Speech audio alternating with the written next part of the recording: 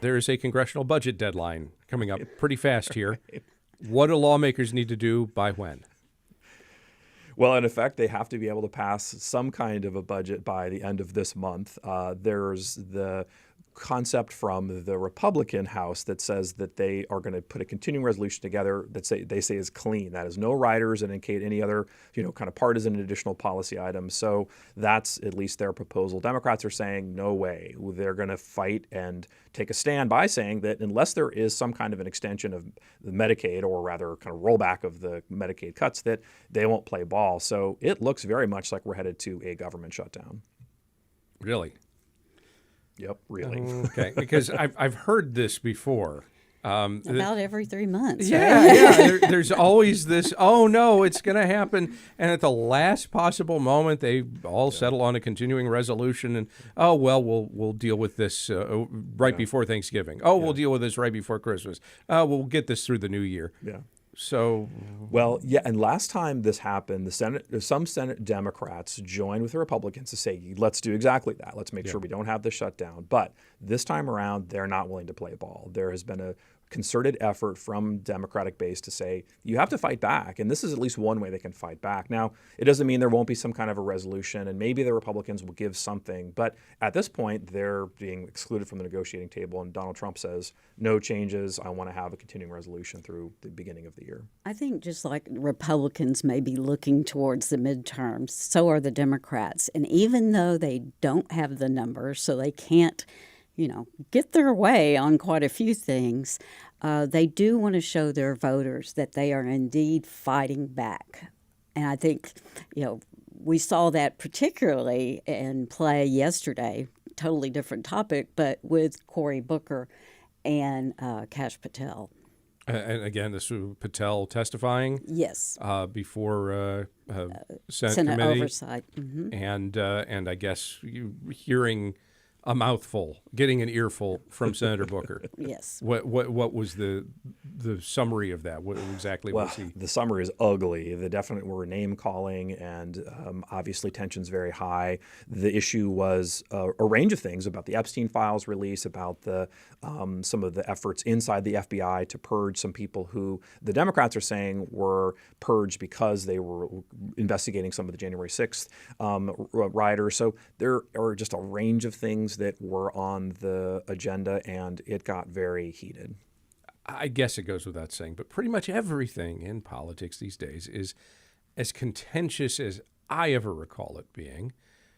Some have bemoaned this hyperpartisanship and misinformation and social media bubbles and general anger all around that's contributing in our discourse to outcomes like the Kirk shooting and other recent examples of violence against public officials and against other political and public figures. But also there is this sense perhaps of a failure of leadership on the fringes, on the extreme ends of each party's base, to reflect what I think a lot of folks think is a more mainstream middle that most people fall into. Is that right? Or have we really all moved to the edges? Is it clear? I think, it is the case that there's more people in the middle who aren't as wrapped up in the kind of day-to-day, visceral nature of politics than people who are watching it all the time like we are. That's definitely true. Twitter is not real life, and TikTok is sort of one slice of reality. So there is certainly a room for people to have disagreements, but also to find some common ground. I think that's very true. I think also just our system of electing our governmental officials, it favors people on the extremes in both parties, particularly in the primaries.